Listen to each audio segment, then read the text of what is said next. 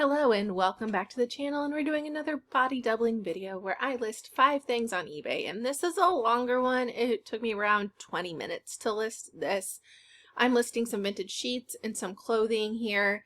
The first vintage sheet that I'm listing right now is a terrifying clown sheet. That being said, I price up because the scarier, weirder, or uglier it is, the higher it sells for. I just sold one singular Dalmatian, 101 Dalmatians vintage pillowcase from the 90s for $15. So look for characters. Disney characters are great, especially the originals. So not remakes. I know they make princess sheets right now, but if you could get one like right when Beauty and the Beast came out, that princess sheet, pillowcase, whatever, that will go well. But then remakes don't. So, or kitschy, right now, things that are going quicker are like 90s children's TV shows. So like Lizzie McGuire, Hannah Montana, stuff like that is going quicker. I don't know if that's because the people that grew up with it are now buying it and they're feeling nostalgic. I will say I felt a little bit of like the people, the New Year's resolutions, I'm gonna not spend money stuff at the beginning of the year, because a lot of my stuff isn't essentials. It isn't something that we have to have. It's for our pure enjoyment. It's clothes. Yes, we have to have clothes. Do we have to have these clothes? No. But like my hard goods, my vintage sheets and stuff, those are more for fun. That being said, if I had like an Airbnb or a VRBO or something, I would totally use vintage sheets and stuff because it's fun. I would use unmatched plates, which we use in our house anyway. But that's what I would use. I like to pick up, like if I did not find the fitted sheet for this clown sheet set. If I would have found the fitted sheet, I would have grabbed it too, but mainly I just like to buy the flat sheets and pillowcases because people will use the flat sheets of vintage sheets for fabric to make other things. I did pick up a flat sheet at this recent estate sale, and it ended up being a tablecloth that someone had already cut the flat sheet for, but that still works. It's a square, it's a large piece of fabric. But I usually just pick up flat sheets and pillowcases. Pillowcases sell faster than flat sheets do. It's incredibly difficult for fitted sheets to sell. They take forever. A lot of times too, with these vintage sheets, it's rotted. So you always want to pull the corners of fitted sheets to make sure the elastic isn't rotted. If it's a really good pattern, if the elastic's rotted, I will just list craft fabric, scrap fabric, elastic rotted. Someone may want to replace the elastic in it maybe, but a lot of times they're just going to use it for fabric. But because it's a fitted sheet, it has less fabric around the corners versus a flat sheet, so it's not as appealing. But again, if it's very specific, very cool, very ugly, very terrifying, I will pick it up. And I would have picked up the fitted sheet to these clown sheets, but they weren't there. I didn't have the ability to. They got them at the bins. I don't know if someone had already picked up the fitted sheet, but the flat sheet, because a lot of people don't want the flat sheets. I want them to sell them. I want them for vintage sheets. I don't necessarily need the fitted sheets, but a lot of people just use the fitted sheets. This golf club head cover is heavy. I got it at the bins. I couldn't figure out why it was heavy. It has a freaking wrench in it that like tightens your golf clubs or something. I don't know. It's something golfers use. So I left it in there. It weighs probably 3 times the other golf club heads because of that wrench. But it's something that people wanted. Honestly, the golf club heads I thought I would have the longest were the quickest ones to sell, and the ones I thought that would sell very quickly, I still have. And like I said in my previous video, if these don't sell after a while, I will just lot them all together by brand, and maybe someone will like want them then. I highlighted it. I went to look it up to see what the going price was. I was trying to keep it as, I like to undercut, but not by a lot. And it's not a race to the bottom. So and that's something I remember from Jay and Ryan. when they used to have their Scavenger Life podcast was like, hey, it's not a race to the bottom. Someone's going to list it lower than I list it. I don't need to be the lowest one listed. I just need to have mine looked at. And honestly, if I look at it and they see it has so many listed, like 4,000 listed, I'm going to list it low, and I'm also going to promote it so more people see it. People are not going through all 4,000 listings to pick your listing, even if it's the lowest price. They may go through and do sort by price or whatnot, but a lot of people don't even do that.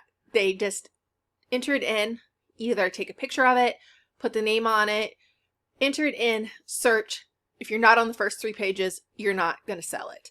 And if it has something with 4,000 items in it, then that can be an issue, and you want to, have good pictures. I think being on the platform for so long and having a good feedback. I know people are like, don't care about feedback. It's not that big of a deal. Buyers don't read that anyway. If you have like 5,000 feedback, maybe they don't. I was recently buying something on eBay and the person only had 30 feedback. And I did go through and look at their 30 feedback because it was so little feedback, and they'd only been on since 2020. Granted, a lot of people started selling in 2020 because we couldn't leave our house. So not that suspect, but because I had so few, I did read this. This is Miss Me jeans. I will say I would not buy these resell. If I had to go into a thrift store and buy Miss Me jeans, I would not buy them. Our thrift stores price these up. I have no idea why. I saw a pair in one of my thrift stores I frequent a lot, and they were priced up to $25 for a used pair, and I do believe they were even missing some studs on the pockets. I got these at the bins.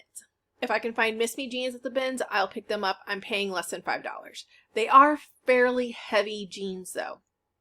These aren't as bad size-wise, but men's jeans weigh a lot. So I'm very particular now about the men's jeans I pick. What I used to buy when I started going to bins versus what I buy now when I go to the bins is drastically different. I would pick up every pair of Levi's I found, every pair of Carhartts, every pair of Wranglers. Any of that stuff I would pick up and buy it if I found it. I would not do that now because they're just not selling. Wranglers are not selling.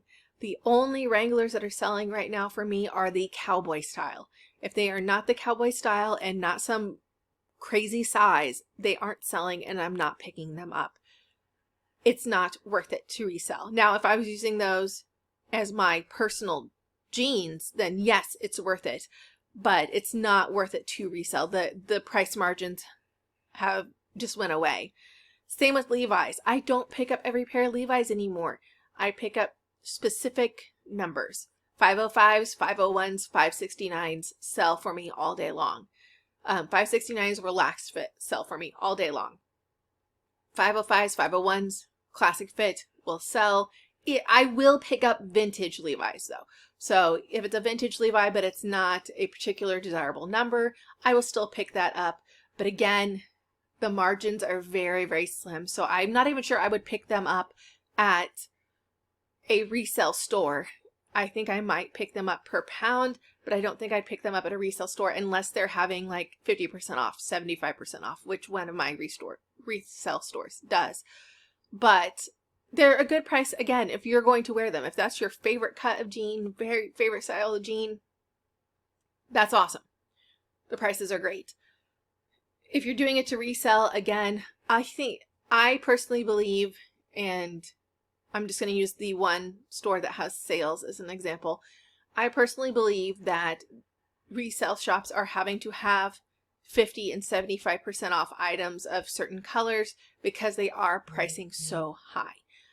I will very rarely buy anything that is a full price at a thrift store anymore unless it is something that they missed, they don't know how to price, or something that I know I can sell for way more than that.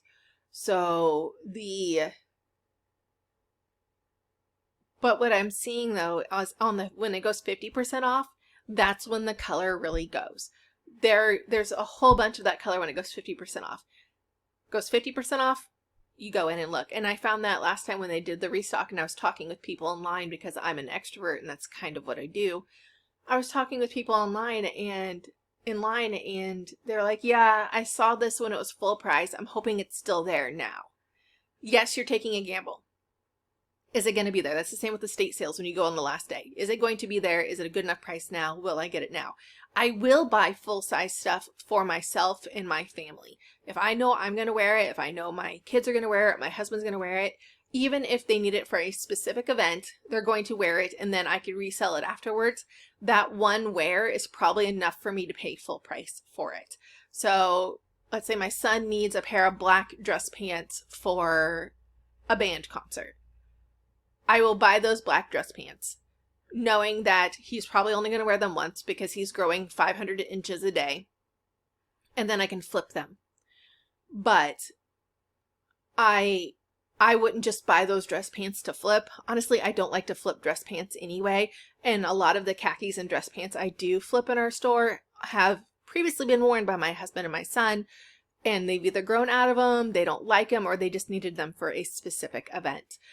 Same with shoes. I really don't like to buy used shoes, especially used tennis shoes. Tennis shoes have a lifespan. After a while, the cushioning inside breaks down. The soles can actually rot and break down. So again, I'm not buying used shoes. And I don't like to keep used shoes in my house that just to sell. They take up a lot of room. They take up a lot of room to mail. Right now, as I'm recording this, I'm also waiting on an online auction to end, and I bid on some very bizarre things. You're like, why did you bid on those? But they're things that people aren't looking for, things that actually have a resale value that a lot of people aren't actively looking for, and that's what I bid on. The things that people know have a resale value are already skyrocketed price rise, and honestly, they go higher in these online auctions than they would if it was just an estate sale, because people get competitive, like, gosh darn it, I'm going to get that. That's mine. I've already become attached to it looking at it online. I've already thought, where am I going to put this in my house and what I'm going to do with it? So I don't go for the things that I know are going to go for money because everyone else does. And I look at the bizarre things, and after the sale, I'll tell you the bizarre thing we bid on that's actually worth money, which is hilarious. And it was just a whim. Hey, that's super weird. Let's look that up. Or that has a specific function. Let's look that up. That's the same with the estate sale. We saw some goose measuring cups, and we're like, hey, those are kind of kitschy and cute. Let's buy them. If they're not worth anything, I'll use them in my kitchen because they're adorable. Well, they were worth something. So again, something bizarre and specific. I use that with the bed sheets. I will use that with art. Sometimes I will find art and I'm like, oh, that's odd and specific. I've also picked up several cross stitches that I need to actually list. And that is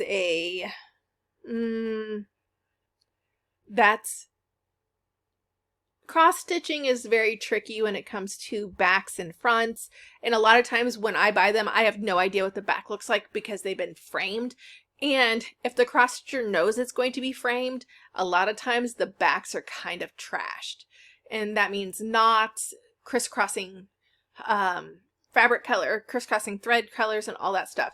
I know I'm a lazy cross-stitcher, so all of my stuff I've knotted in the back, which is a no-no. You don't want to do that. You want to have a flat back, because if you knot it, then you can have bumps come through the front, so on and so forth. But there's that. This is a spider coat. I do believe I've already sold this coat already. Again, it was super heavy, got it at the bins, but people left it there. It was slightly dingy around the arms and the bottom because of the bins. It wasn't from actually wearing. The bins are disgusting and dirty. So it was, and it is like snow white. It is a blue undertone white. I prefer blue undertone whites for myself, and I found a lot of people prefer blue undertone whites versus warm whites or like yellow undertone whites.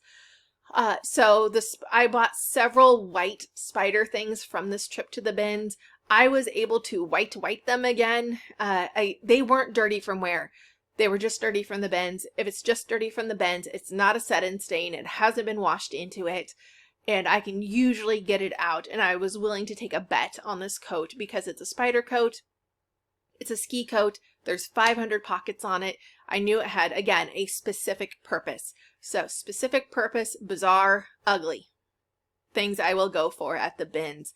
We are going to go to the bins outside St. Louis in a couple weeks. I'm going back and forth. I will be recording, but I'm going back and forth camming my husband up too because he buys different things than I do. I will go for the soft goods. He will go for the hard goods.